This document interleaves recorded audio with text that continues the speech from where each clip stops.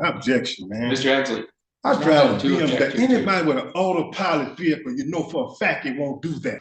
All right. Mr. Hensley, how are you today? Objection. Malik Bay. All right. So, Mr. Hensley, we've been through this before. I'm going to call you by the name that's found on the information here. You have my nationality information. You have my. So, Mr. Hensley, are you representing yourself today? Proper persona sui juris. All right. Are you representing yourself today, sir? Propria persona sui juris. All right. So, Mr. Hensley, I'm not certain what you mean by that phrase. All I'd like to know is whether you're representing yourself today or not. We've had this conversation many times previously. It's up to you, sir.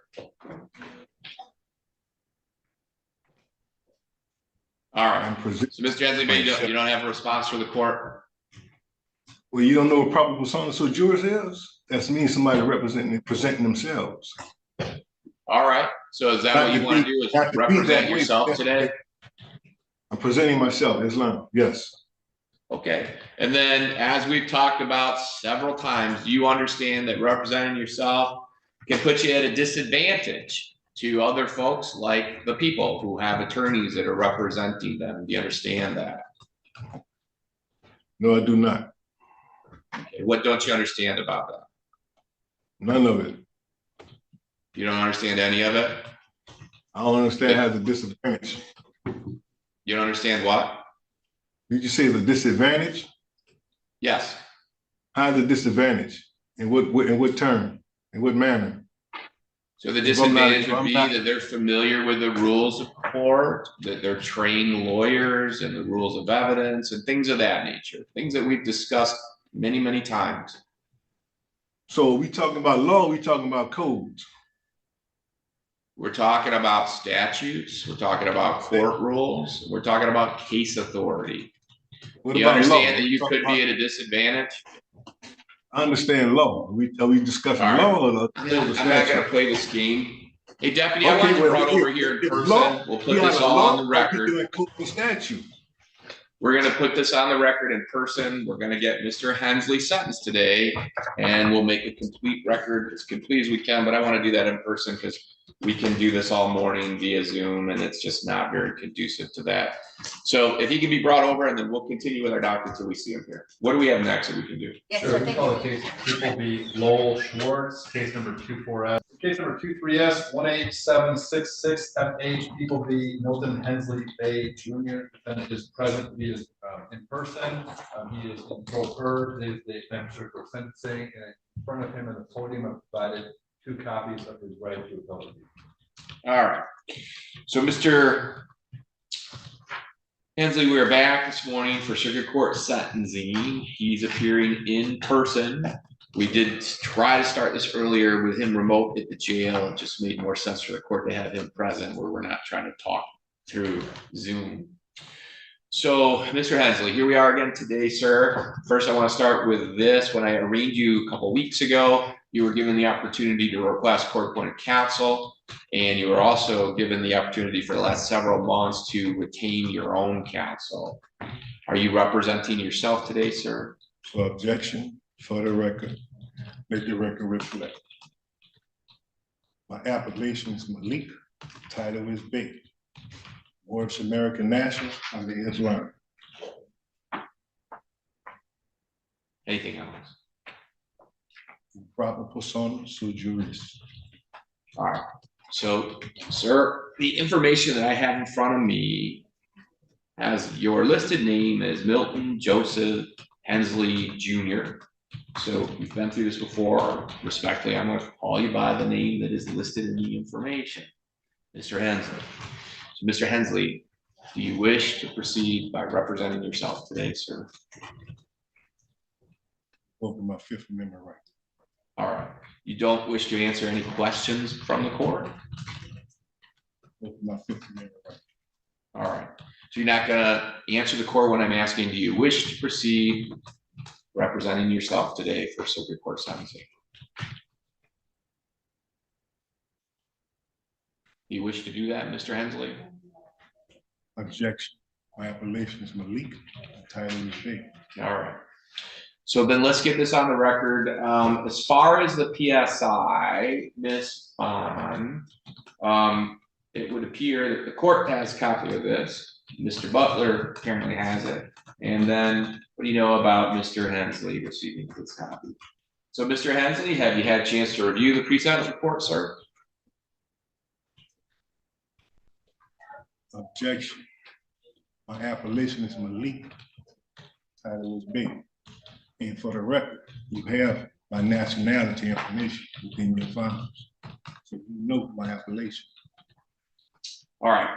So when was our PSI completed, Ms. Bond? Looks like 2/29/04. Yes. Cut it, reviewed it. And so after the review, that would have went out to all the parties or sometime in March.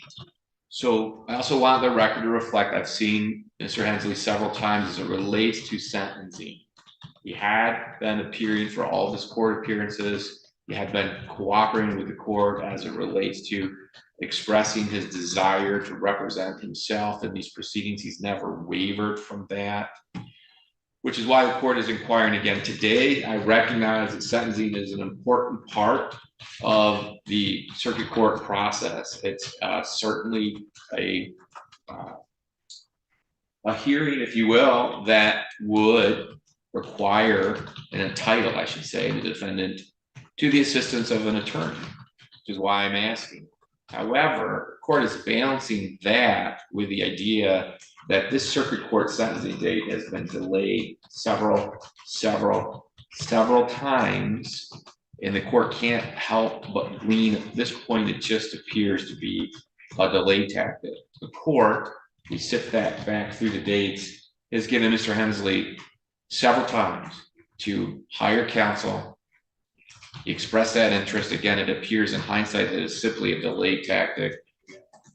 Court has given Mr. Hensley several times, actually not even with the sentence that the court's required to give here in a moment, keeping him out on bond to do those things, explore counsel. Even after being arrested on the warrant when he failed to appear, court also gave him the opportunity again to request court-appointed counsel. In fact, the public defender's office appeared at his arraignment.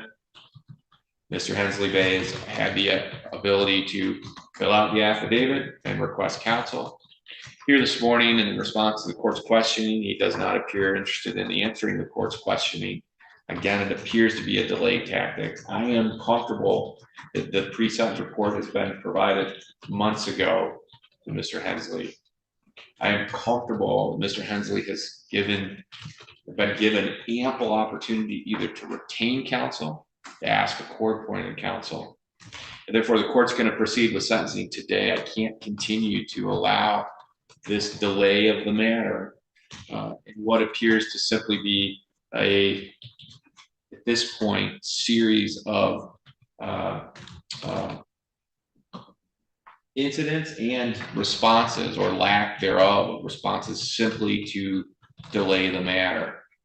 I know Mr. Hensley's been engaged with this. We have several filings that are not court filings that he has continued to send to the clerk's office, some of which he has referenced, none of which have anything to do with the case and or the court's requirement to get him sentenced now that he has been convicted several months ago of these crimes. So what I'm going to do is I'm going to start with then Mr. Butler. As it relates to the PSI, are you aware of any corrections, additions, or deletions that need to be made with it other than what we've already placed on the record with probation? I would just ask the court to take a look at Offense Variable 4 regarding psychological injury to the victim.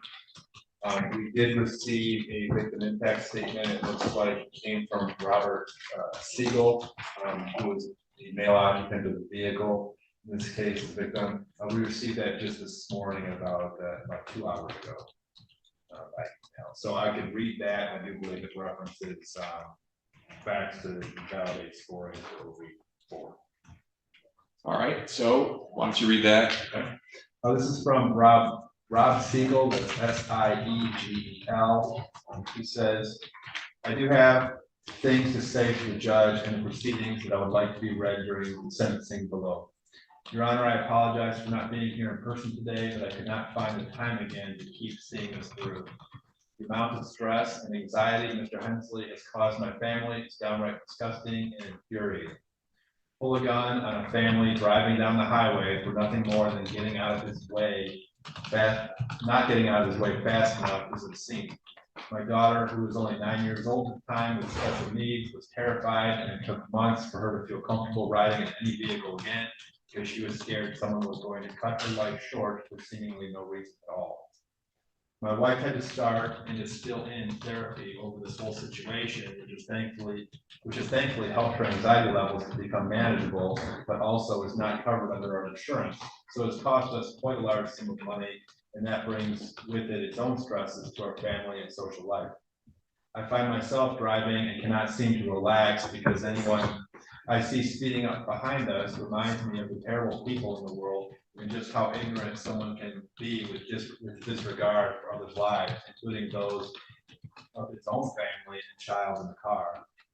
Being that there are previous charges against Mr. Hensley for almost the exact same situation where he brandishes a gun and threatens to kill people because of his unchecked aggression and inability to safely operate a vehicle, which then turns to road rage, I plead that the court recognize this man is a danger to society whose blatant disregard for human life will eventually cost someone to lose theirs, if not his own. Because of all the pain, sufferings, financial burdens, and overall creation of trauma and issues in the many lives he's affected, I petition that the court give Mr. Hensley the maximum sentence possible for his crimes, so that my family and others he's affected may know some semblance of peace.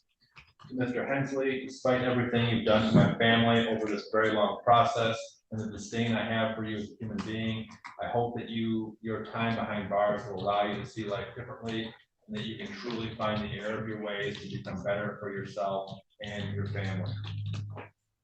So with that statement, I think we have two individuals that are reported by Mr. Stagel to have suffered emotionally from this, his 9-year-old daughter and his wife, both of them were in the car at the time. I think that would validate more than 10 points. I object to that. Hold on, so Mr. Hensley, what is your objection? Tell him prove everything he's saying. If his wife and everybody went through the trauma, show me the doctor bill and report that he went through it.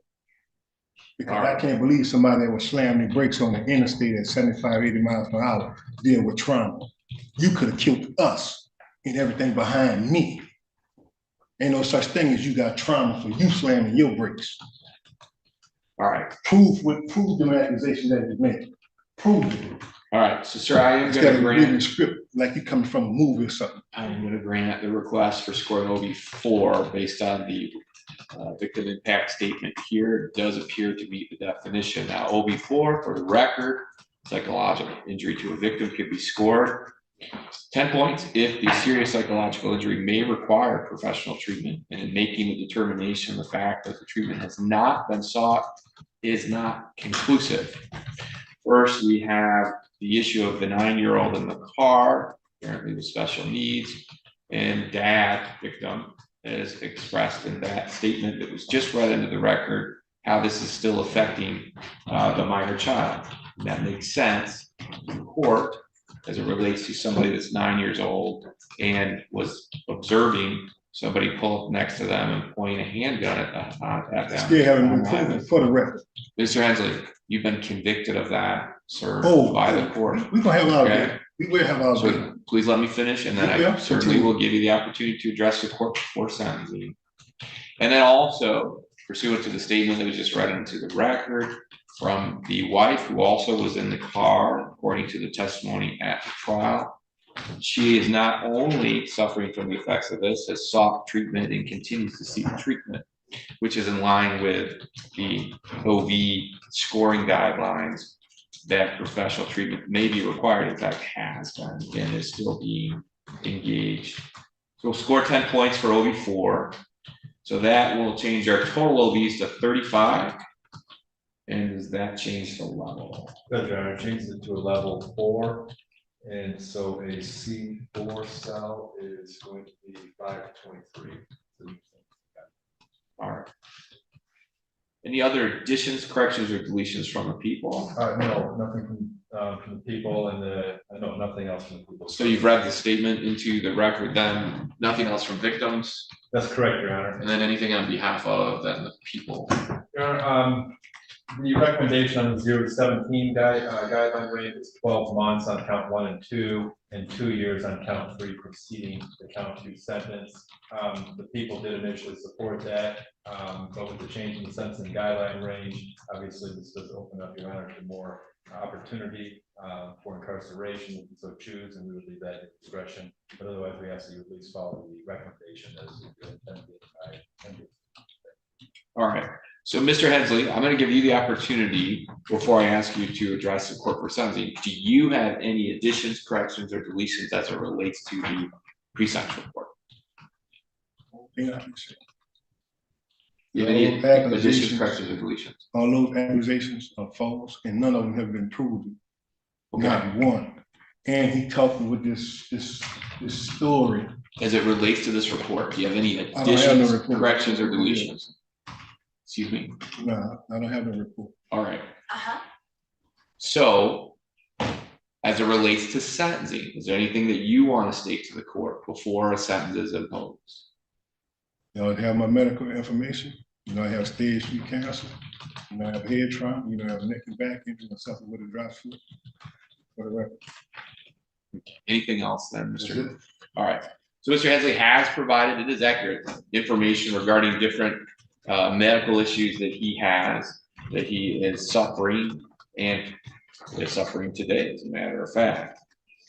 However, as the court sat through this trial, it's clear to the court that what Mr. Hensley was engaged in is troubling. The testimony of these victims where they were traveling on westbound I-96, minding their own business, when Mr. Hensley's vehicle comes up behind them, at a high rate of speed, the victim described with great clarity how close Mr. Hensley and his vehicle were to them, to the point they were extremely uncomfortable. Objection. Did not, hold on, Mr. Hensley, let the court finish, okay?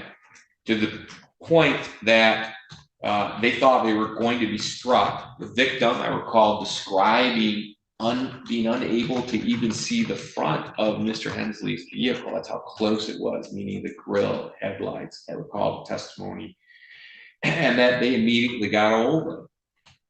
Victim then went on to describe that Mr. Hensley pulled up next to them and pointed a handgun in this manner. Of course, pointing over to the right and directly at these individuals. The victim described how he reached back, sort of to shield his family, and that they were getting down as best they could. Now, all of that, I think, is certainly actions that would cause the victims here to feel their life was in danger if somebody points a gun at them. The fact that somebody is tailgating back closely behind them on the highway at speeds of 70, 75, 80 certainly puts people in danger, could cause people to be incredibly uncomfortable about what's going to happen next.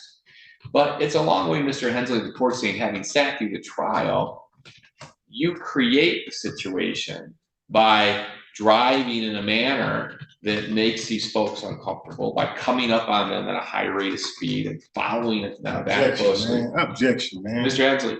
I drive a Two BMW. objectives, Anybody with an autopilot vehicle, you know for a fact he won't do that. Right. That's a fact. So Mr. Not Hensley, what he giving you on out of his mouth. A fact. An automobile will not get up on nobody automatically jam brakes. I told you the BMW does that. the trial is over. You had Oh, an it's not over. opportunity It's not to over. cross-examine those witnesses. I did that, and you deleted everything I said. Yeah, court And made you some heard rulings. everything that they said was a So lie. now And you know you it was need a to lie. let the court finish, all right? So the testimony was as the court has described, and there is no doubt that all of those actions Mr. Hensley is responsible for. That's the ironic part of it. He creates the situation that causes discomfort for these drivers, and then he's the individual that introduces a gun to the situation. court heard 404B evidence that was remarkably similar, where Mr. Hensley is right on the bumper of a young lady, Grand Rapids, Kent County area. And then when she is very uncomfortable and pulls over and stops, Mr. Hensley again introduces a gun, pointing it at that individual. Now, I mention this because I'm not using that as it relates to a sentencing issue. I'm using that, and that it's clear Mr. Hensley drives in a manner that endangers other people, that causes them to report his activity to other people. And then when they attempt to evade, if you will, what Mr. Hensley has caused, then he introduces a gun to the situation. Now, Mr. Hensley, I don't have to tell you that it's fairly obvious that in today's world, right, today's world of shall issue CPLs, that even if you believe that somehow you're justified in displaying a weapon, and for the record, there's nothing in this trial, nothing this court heard with the 404B evidence or the incident at hand here that we're sentencing you on that would suggest that in any way, shape, or form that you were not responsible, that you had any legal justification to introduce a weapon to it. But even assuming in your own mind that you were, what happens with that in today's world is they would have a very easy avenue to articulate, I felt in fear for my life or great bodily harm, and assuming they were lawfully carrying a gun, could take action, shoot you, in other words. And I can remember just in little Ione County, an incident that occurred just a few blocks from here, in which an individual was tailgating a lawful CPL holder going right down Steel Street over here. And so that individual, much like here, got over, pulled into the car wash to get away from this guy. And the guy behind him pulls right in behind him, much like in the 404B evidence I heard with you. And so what happens is the CPL holder, what is this guy doing? He's crazy. He pulls his gun. Now, you can argue whether he could articulate at that time, whether he felt his life was in danger of death or great bodily harm. But regardless, so what happens is the tailgater, he then also was a valid CPL holder, and he pulls his gun. And guess what they did? They shot each other, and they both died. The ironic thing is maybe it's the one time that a government program worked 100%, because to get a valid CPL, you have to take this course, do all those things, and part of that is shooting your gun 15 times or something, I can't remember. I worked on my own call. I knew about a CPL. Yeah, well, my point is, so they both hit their mark, and they're dead. And it's started from something just like this. And so my point in demonstrating the story to you, retelling the story, is when you engage in this kind of behavior, it puts your own life at risk. Put your own life at risk. And that you are lucky that hasn't occurred to you, but you certainly have frightened the heck out of people with what I heard in this trial. You certainly were in the wrong, and you're not a valid CPL holder. That's the other problem. Because I don't need it. All right, well, I recognize you think that you have some fundamental rights that I'm not aware are found either in state or federal constitution, and you certainly can take those up on review, right? I'm already in Western District Code already. So that's fine. You can appeal anything that you'd like, any reason you think you have a valid appeal, but they're simply not found in state or federal constitution. And so here we are today. So that's how we end up with a carrying a concealed weapon, felonious assault, felony firearm. And what the court likes to do, Mr. Hensley, as I'm reviewing this, I will say this, I'm weighing positively in a positive manner here. You stand before the court at age 50, you don't have any prior criminal history. Exactly. Which is somewhat remarkable when I heard about the 404B evidence. So exactly. I don't know how that didn't result in some sort of crime, but it didn't. And I'm recognizing that, and I'm going to recognize that in the sentence I'm going to impose here in a minute. We do have the sentencing guideline now, which is 5 to 23 months. Court likes to think about the middle. The middle of 5 to 23 is going to be 14. And I also want to recognize that you don't have any prior criminal history, and that I will also recognize until lately that you've been cooperative with the court. You showed up to court, that you as far as I could tell, did your very best to represent yourself, and were adamant about doing so and took this matter seriously. All of those things, I think, are things the court can weigh that are positive to you. The negative, though, sir, is the outcome of this is your actions and one causing this and then making it worse with introducing the gun and pointing it at this family on the date in question. Can they prove that?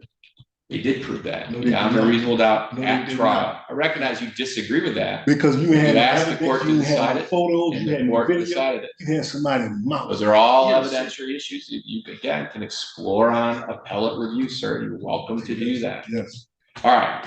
So as it relates to the carrying a concealed weapon. All right. So carrying the concealed weapon is count or charge number 1. Court's going to impose a sentence of 12 months to 5 years. That's under the minimum guideline range of, or the middle, I should say, of what the court was looking at 14 months. So it'd be 1 year to 5 years with the Michigan Department of Corrections, and you do have credit now for 14 days that you have previously served. As it relates to the felonious assault, now this would be charge number 2. The court's going to impose a sentence of 1 year with the Michigan Department of Corrections to the statutory max of 4 years. You will receive credit for 14 days that you have previously served. And then as it relates to count 3, this is the felony firearm. The court is required, Mr. Hensley, to impose a sentence of 2 years with the Michigan Department of Corrections. And then counts 1 and 2 that I mentioned earlier will be served concurrently with each other, but this count 3 by statute is required to be served consecutive with and preceding these other 2 counts. So 2 years with the Michigan Department of Corrections. As it relates to the monetary obligations, Mr. Hensley, the court is required by statute to impose $130 as a crime victim rights assessment. Court's going to impose court costs in the amount of $1,500.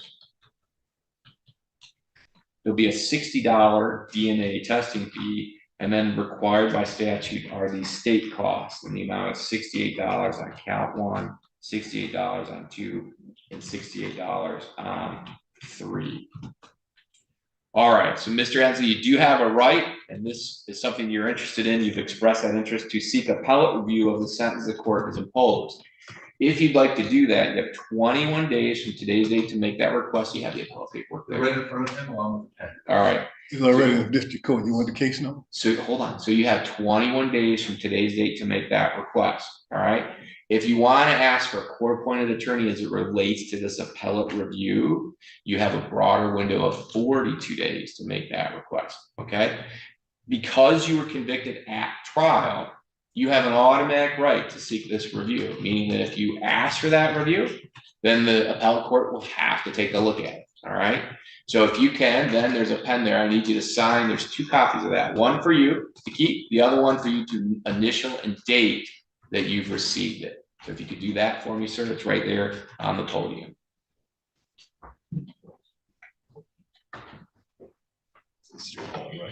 You can take that with you. I'm not signing anything. All right. So for the record, Mr. Hensley Bay is indicating you don't want to sign that, sir. I'm not signing anything. All right. So for the record, then, though, I am going to send back with the deputy his copy of the appellate review form. I'm going to place the unsigned appellate review form here, Mr. Hensley, only because we've dealt with this case for so long. If you want to explore these, though, this form is important to you. Okay, I recognize that you are refusing to sign it or acknowledge it for the record, but this is something that you want to file timely if you want appellate review of this. They don't have jurisdiction. So if they don't have jurisdiction, neither do you. All right. Well, I think that the court has jurisdiction. You don't see. And if you want this reviewed by a Michigan court, then you need to file that. But I'm going to give that to the deputy. We'll keep it in your possession and you're free to go. That's it.